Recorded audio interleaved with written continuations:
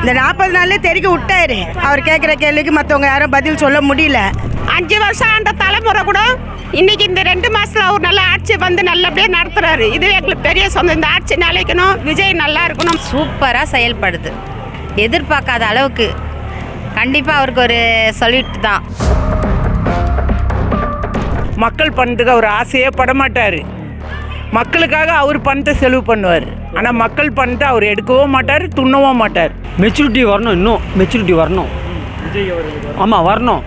ஏன்னா எல்லாமே வந்து இவன் என்னத்தான் ஆட்ட போகிறான், பூட்ட போகிறான், கீட்ட போகிறான்றாங்க.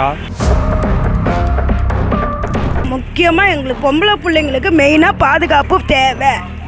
இந்த பாலியல் வன்கொடுமையை அடியோடு தீர்க்கணும், மதுவை தீர்க்கணும். எனக்காக உழைச்சல, எனக்காக கார் ஓட்டணும்ல, உன் புள்ளிக்கு ஒரு தொகுதியை நான் கொடுக்குறேன், நிற்க சொல்லு. ஏஜ் காட் அந்த மாதிரி shoot Mahesh Babu. I tell you Mahesh Babu, my name is Mahesh Babu. பெண்கள் பேச சொல்லுங்க, பெண்கள் பேச அவங்க எல்லாருமே எல்லாரோட கருத்தையும் கேளுங்க. அவங்க சொன்னாங்களா விஜய் வந்தது நல்லா இல்லைன்னு. உனக்கு ஓட்டு போட்டு போட்டு நாங்கள் நொந்துட்டோம் வாழ்க்கையில். பொம்பளை பிள்ளைங்க கேள்வி எல்லாத்தையும் கற்பழிச்சு போட்டு அதுக்கு என்ன நடபடின்னு எடுக்கலை. 5 வருஷமாக ஆண்டிங்க எடுக்கலை. நீ அந்த கேட்டுக்கட்ட மக்கள் தானே ஓட்டு போட்டதுனால தானே நீ இவ்வளோ நாள் நீ ஆட்சி புரிஞ்சுட்டு இருந்த. உன் பரம்பரையாக வாழ்ந்து நின்றுச்சு எல்லாமே. சொல்லு, நீ ஒழுங்காக ஆட்சி புரிஞ்சின்னா நாங்கள் ஏன் இந்த மாதிரி செய்ய போகிறோம்? அந்த 10 ரூபா வந்து எங்களை மாதிரி கூலி தொழிலாளர்கிட்ட அதிகமாக வாங்குறீங்களே. 10 ரூபா வாங்கக்கூடாதுன்றீங்க. எக்ஸ்ட்ரா வாங்காதீங்க. இவர் ஆட்சி வந்த பெண்களுக்கு ஒரு பாதுகாப்பாக இருக்குது. தைரியமாக போகிறோம், 10 மணி நேரம் வரோம். ஆனால் அவர் ஆட்சியில் அப்படி இல்லை. அவங்க பார்வைக்கு அவர் நடிகராக ஆகுறாரு, நம்ம பார்வைக்கு அவர் முதலமைச்சர் ஆகுறாரு.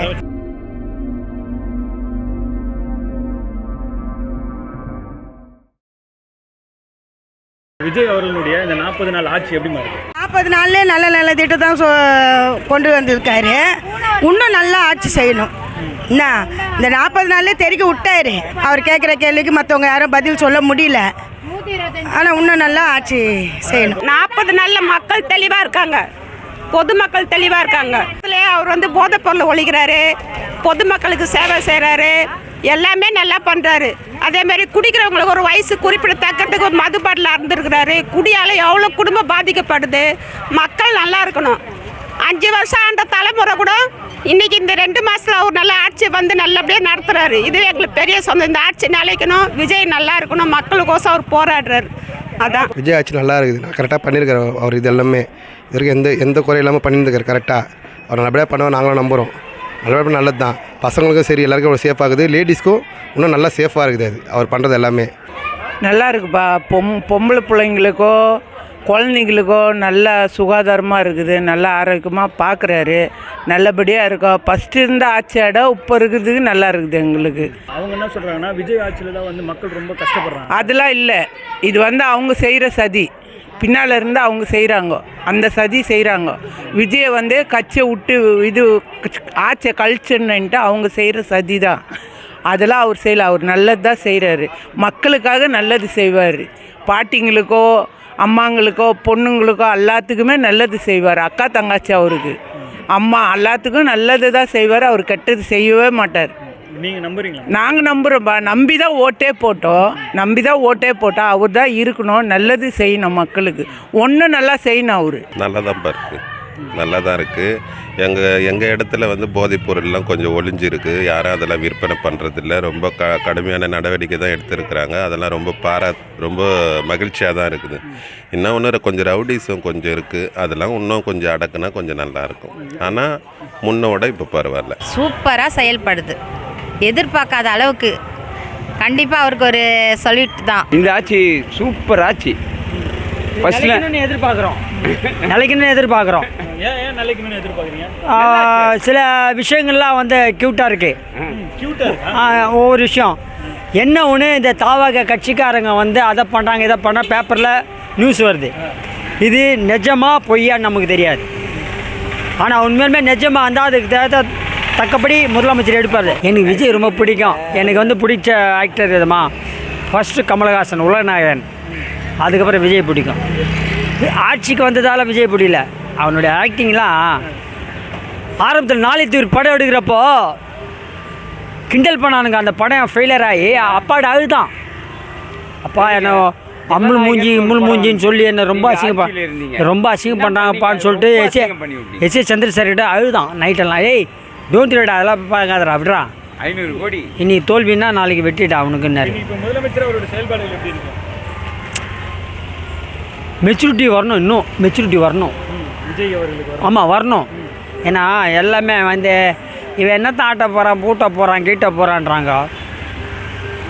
ஒரு வார்த்தை சொன்னாங்க தெரியுமா, ஒரு குழந்தையோட பாம்பு கொடுத்தா என்ன செய்யும், பாம்பை விளையாடின்னு இருக்கான் அந்த குழந்தை, அதோடைய விஷத்தன்மை தெரியுமா, அந்த மாதிரி இவன் வந்துட்டு இருக்கான். ஒரு கார் டிரைவர் உனக்கு வண்டி ஓட்டுறான், உன் பிள்ளைக்கு ஒரு அமைச்சர் பதவி கொடுத்துருக்கான்னா புத்திசாலித்தனம். எனக்காக உழைச்சல, எனக்காக கார் ஓட்டணும்ல, உன் பிள்ளைக்கு ஒரு தொகுதியை நான் கொடுக்குறேன், நிற்க சொல்லு, ஏஜ் காட் அந்த மாதிரி. Shoot Mahesh Babu, I tell you Mahesh Babu, my name is Mahesh Babu. நான் சொல்கிறதுல வந்து நிஜமான விஷயம், பொய்யெல்லாம் இருக்காது. புரியுதா? என்ன ஒரு விஷயம், ஒரு கஷ்டம்னா சரக்கு 250 ரூபா ஓடுது. 200 விற்ற பிளாக்ல 200 விற்ற சரக்கு 250 ரூபாய்க்கு ஓடுது. அது கொஞ்சம் கஷ்டமாக இருக்குது. எதிர்கட்சியில் இருக்கிறவங்க என்ன சொல்கிறாங்கன்னா, ஏன்டா இந்த விஜய்க்கு ஓட்டு போட்டோம் அப்படின்னு சொல்லிட்டு மக்களை திட்டுறாங்க. ஏன் எதுக்கு நாங்கள் திட்டுறாங்க ஒன்று. ரெண்டாவது மக்கள் வேதனையில் இருக்கிறாங்களா, எதுக்கு உங்களுக்கு ஓட்டு போட்டோம், இந்த ஆட்சி வந்துச்சு வேதனையில் இருக்கிறாங்க. எதுக்கு வேதனையில் இருக்கணும், நல்லா தானே நடக்குதுப்பா, நல்லா நடக்குது, சிரமப்படலை நாங்கள். ஏன்னா நாங்கள் ஏற்கனவே திமுகவுக்கு நாங்கள் தான் ஆட்சி ஓட்டு போட்டோம், அந்த ஆட்சி சரியில்லைன்னு தான் நாங்கள் இதுக்கும் ஓட்டு போட்டோம். இப்போ இது ஒரு நல்ல மாரி கொண்டு வரணும். நாங்கள் ஒன்றும் வேதனைலாம் படலை, சந்தோஷம் தான் படுறோம். குடிக்காரனுங்க பேசுகிறானுங்க, பெண்கள் பேச சொல்லுங்க, பெண்கள் பேச அவங்க எல்லாருமே எல்லாரோட கருத்தையும் கேளுங்க. அவங்க சொன்னாங்களா விஜய் வந்தது நல்லா இல்லைன்னு, ஆண்கள் பேசுகிறாங்க. ஏன்னா அவங்களுக்கு குடிக்கிறதுக்கு எதுவுமே இல்லை, அதனால் வந்து நாங்கள் ஓட்டு போட்டது தப்பு. ஏன்னா அவங்க சார்பாக தான் நிறைய பேர் நிறைய செய்கிறாங்க, ஆனால் டிவிக்கு சைடு செய்யலை எதுவுமே. மற்றவங்க எல்லாமே அப்படி தான் சொல்லுவாங்க. நான் அவர் கரெக்டாக பண்ணுறாரு, அவர் வேலையை செய்கிறாரு, அவர் கொடுத்த வேலையை அவர் செஞ்சுனுக்காரு விஜய் சார். இப்போ யாருமே வந்ததுன்னும் பண்ண முடியாது இல்லைப்பா, போக போக தான் அவர் என்ன பண்ணுறாரு ஏது பண்ணுறாரு எல்லாமே தெரியும். எடுத்ததுன்னும் பண்ண முடியாது இல்லைப்பா, அவருக்கும் டைம் வேணும் இல்லையா, அதனால் பண்ணுவாருன்னு நம்பிக்கை இருக்குது. அதுக்கு மக்கள் நம்புகிறோம், அதுக்கு தான் ஓட்டே போட்டோம். இவர் ஆட்சியில் வந்த பிறகு தான் பார்த்தீங்கன்னா பெண்களுக்கு எதிரான குற்றங்கள் அதிகமாகிடுச்சுன்றாங்க. அப்படிலாம் இல்லை, இவர் ஆட்சி வந்த பெண்களுக்கு ஒரு பாதுகாப்பாக இருக்குது, தைரியமாக போகிறோம், 10 மணி நேரம் வரும். ஆனால் அவர் ஆட்சியில் அப்படி இல்லை, எவன் என்ன வீடு போடுவானா, எவன் என்ன வந்து நகை வந்து விலையேறினால கழுத்தில் பித்தளை செல்லும் போட்டு போனாலும் சவரச்சல் கொள்ளையிறான். ஆனால் இப்போ அவர் வந்து மக்களுக்கு மகளிருக்கு ஒரு சுயதுவா ஒதுக்கி இருக்கும் போது பெண்கள் எல்லாருக்குமே தைரியமாக இருக்கிறோம். முதலமைச்சரா விஜய் அவர்களுடைய செயல்பாடு எப்படிமா இருக்கு? அப்போ நடிகராக நீங்கள் பார்த்துட்டு இருக்கீங்க, முதலமைச்சர் ஆகிட்டாரு. முதலமைச்சரா விஜய் அவர்களுடைய செயல்பாடுகள் எப்படிமா இருக்கு? நல்லா இருக்குது, நல்லா இதுவாக கொண்டு வராரு. இன்னும் திட்டங்களை இன்னும் செயல்படுத்தணும். கொஞ்சம் இதுக்கு தான் திட்டத்தை வந்து கையெழுத்து போட்டிருக்காரு. இன்னும் நல்ல திட்டங்கள்லாம் கொண்டு வர. இன்னும் முக்கியமாக எங்களுக்கு பொம்பளை பிள்ளைங்களுக்கு மெயினாக பாதுகாப்பு தேவை. இந்த பாலியல் வன்கொடுமையை அடியோடு தீர்க்கணும், மதுவை தீர்க்கணும். அது ரெண்டும் இல்லாதன்னு தான் நாங்கள் தைரியமாக வெளியே போவோம். இதனால் இப்போ ஒன்றையாவது நாங்கள் விட்டுட்டு வெளியே வர்றது கூட பயமாக இருக்குது. இப்போ வீட்டில் ஒரு பொம்பளை பிள்ளைய ஒன்றையா விட்டுட்டு வர்றது கூட பயமாக இருக்குது. அதை அடியோடு தீர்க்கணும். அவர் ஆட்சி அது ஒன்று செய்தாருன்னா இன்னும் சூப்பராக இருக்கும்னு நாங்கள் நினைக்கிறோம். அதுதான் அது இன்னும் நல்லா மேம்படுத்தணும், நல்லா கொண்டு வரணும். கரெக்டாக சேல் பண்ணுறாருப்பா. இப்போ ஒரு குடும்பமே நம்மளால் பண்ண முடியல, ஒரு உலகத்தையே பண்ணுறாருன்னா அவருக்கு எவ்வளோ மூளை வேலை சேர்ந்து டென்ஷனில் செய்வார். இப்போ அம்மாவும் அவரும் ஒன்றுப்பா, அவ்வளோதான்ப்பா. அம்மாவும் அவரும் ஒன்று, மாற்றமே கிடையாது. நல்லது தான் செய்கிறார். வந்ததில் ஒன்றும் கொஞ்சம் அதிகமாக செய்யணும். சந்தோஷமாக இருக்கிறோம். நான் ஒன்று கொஞ்சம் ஸ்டிக்காக இருக்கணும், ஒன்றும் கொஞ்சம் ஸ்டிக்காக இருக்கணும். ஆமாம், ஸ்ட்ரிக்டாக இருக்கணும். போலீஸை ஸ்ட்ரிக்டாக இருக்கணும். அது பண்ணால் போதும்பா. அதெல்லாம் பரவாயில்லப்பா, எங்களுக்கு காசை பற்றி பிரச்சனை கிடையாது. நாங்கள் நிம்மதியாக இருக்கிறோமா, அது போதும் எங்களுக்கு. காசே மானா, நிம்மதி இருந்தால் போதும். என் பிள்ளைங்க வீட்டில் நிம்மதியாக இருக்கணும், என் பேர பிள்ளைங்க நிம்மதியாக நடக்கணும், என் பொண்ணுங்க நிம்மதியாக நடக்கணும், இருக்கிற மக்களுங்க நடக்கணும். எங்களுக்கு காசு பெருசு இல்லைப்பா, காசே பெருசு இல்லை. எங்களுக்கு வந்து நிம்மதி வேணும், பயம் இல்லாத நாங்கள் வாழணும். அதுதான் ஒரு உலகம். நல்லபடியாக பார்க்குறாரு, நல்லா கரெக்டாக செய்கிறார், எந்த பிரச்சனையும் இல்லை.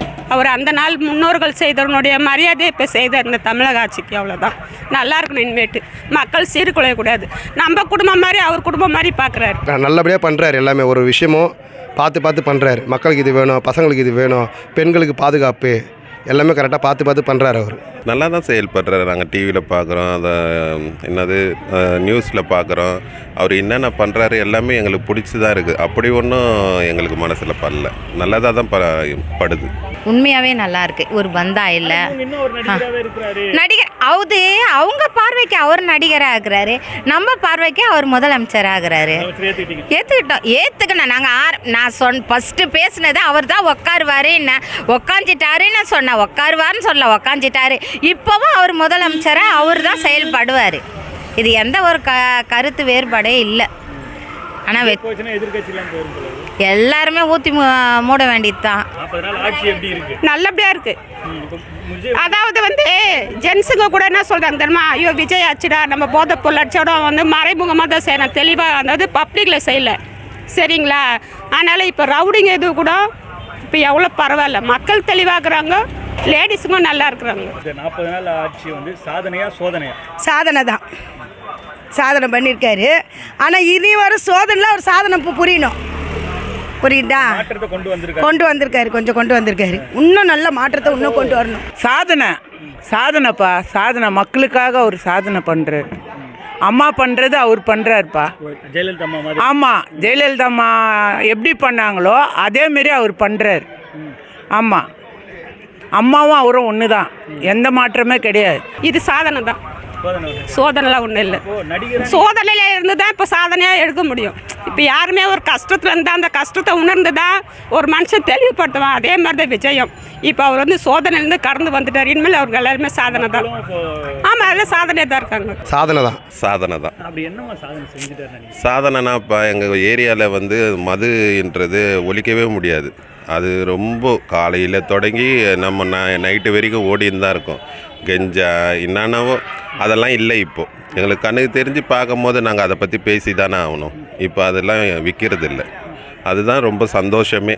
சின்ன பசங்களாம் கெட்டு போகிறது, அப்புறம் அதனால் ஒரு குடும்பம் பாதிக்குது. அதெல்லாம் இல்லைன்னும் போது கொஞ்சம் நல்லா இருக்குது. சாதனை எதனால சாதனை? அவர் என்ன பதிவிட்டார், போதை ஒழிப்புன்னாரு, அதை ஒழிச்சிட்டாரு. இந்த சாராயம் ஒழிச்சிட்டாரு, இந்த கெஞ்சா மாவா அதெல்லாம் ஒழிச்சிட்டாரு. இப்போ அந்த சாராயத்துக்கு குடிக்கிற மக்கள் இப்போ அந்த 500 ரூபா எடுத்துகிட்டு பொண்டாட்டி கையில் கொடுக்குறான். இந்தாடி நல்லா சாப்பாடு செய், நம்ம சாப்பிட்லாம். அப்போ அது ஒரு மாற்றம் எவ்வளோ நாள் நடந்தது. இப்போ இந்த இதுல ஒரு 40 நாளில் 15 நாளில் அந்த மாற்றத்தை கொண்டு வந்தார். ஓட்டு போடாத மக்களை கேடு கெட்டவங்க இப்படிலாம் திட்டுறாங்களா, அதை பற்றி என்ன நினைக்கிறீங்க?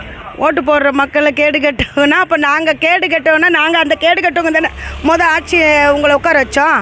இப்போ அவர் 4 மாதம் ஆகுதுன்னா 3 மாதம் ஆகுதுன்னா அதுக்கு முன்னாடி நீங்கள் இந்த கேடு கட்டவங்க தானே ஆட்சியில் உட்காந்துருந்தீங்க. இத்தனை வருஷமாக ஆண்டிட்டு இருந்தீங்க, ஓட்டு போட்டு தானே. அப்புறம் எப்படி நீங்கள் கேடு கட்டவங்க எங்களை கேட்கலாம்? ஓட்டு போட்ட மக்களை நன்றி கெட்டவங்க. நீ நல்ல மாதிரி ஆட்சி புரிஞ்சிருந்தா நாங்கள் ஏன்பா இந்த இது பண்ண போகிறோம்? உன்னே ஆளை விடணும்னு சொல்ல மாட்டோமா?